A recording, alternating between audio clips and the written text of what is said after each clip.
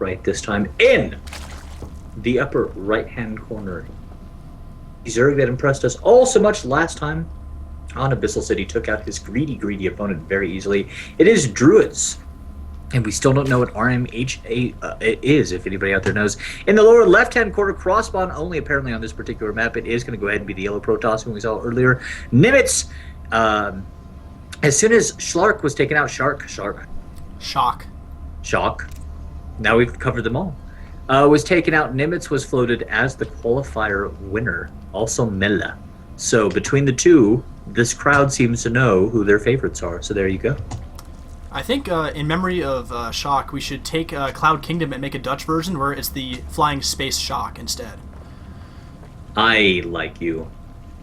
There you go. Yeah. Chew on that pun, guys. That's all. You know.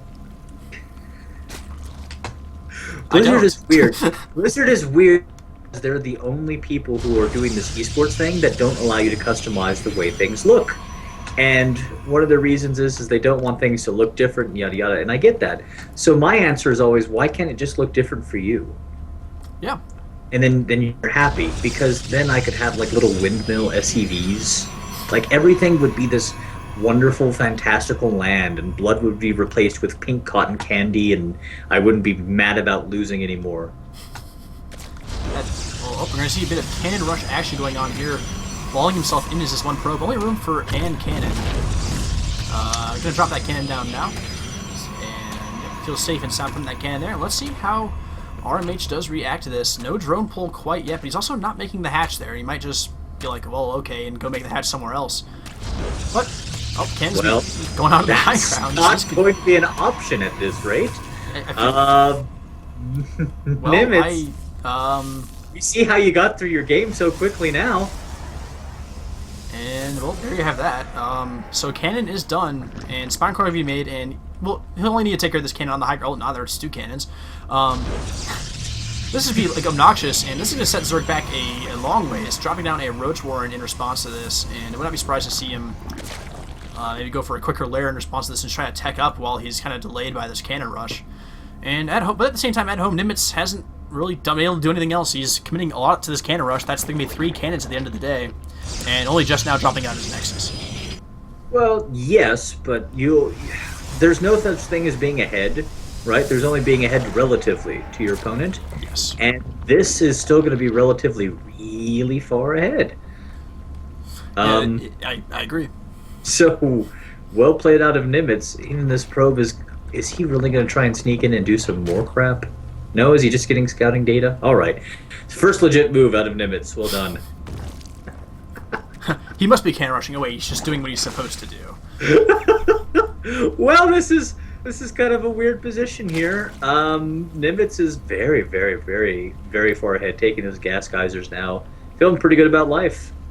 Yep, and the only thing he needs to really worry about is there's going to be an inevitable counter to this, and when you can rush, you just need to be aware that one of the responses when you've been successfully can rush is just to be like, well, screw you, I'm going to attack you right back. And a lot more, sometimes just people just are not prepared for that counterattack.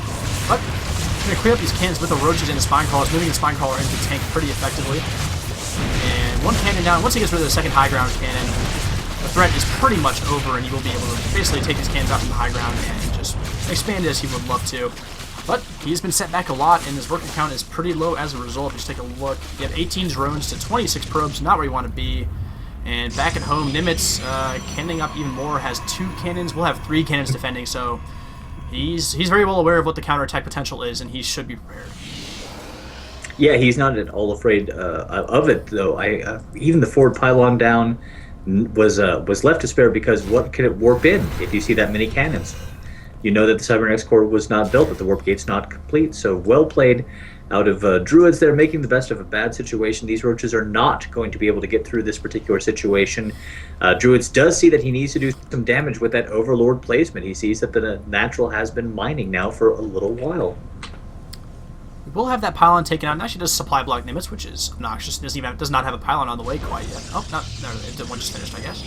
So he looks fine and dandy.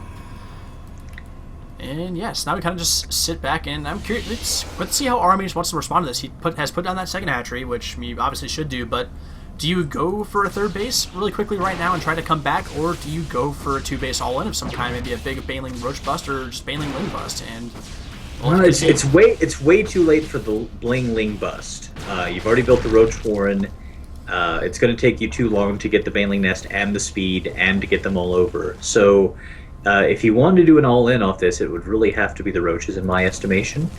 I'm very curious to see what it is going to go ahead and be, if he is going to try and take that third or not. Looks like he is considering it for certain. Well, he's going for a lair at the same time running past the cannons with his Roaches. And good play with the probes, keeping them within cannon range to maximize the damage and take them out a bit quicker. The Stalker should be able to clean this up, but some probes are getting taken out. And at the end of the day, let's see how many have gone down as the last Roach falls. 7 workers killed, so not bad there by RMH, getting a little bit of counter damage done. But a lot of Roaches lost. It's still 22 to 38 Harvesters, though. Yeah. Not where the Zergy wants to be. Just now putting his Spine Crawlers in the natural, getting the double eBays. Going up to Lair Tech, as you mentioned, but really is looking like he's going to commit to Roaches. I can't imagine he's doing Lair Tech for anything else. He's going double Evo and Lair all at the same time. He really can't afford this with the worker count he's currently sitting at.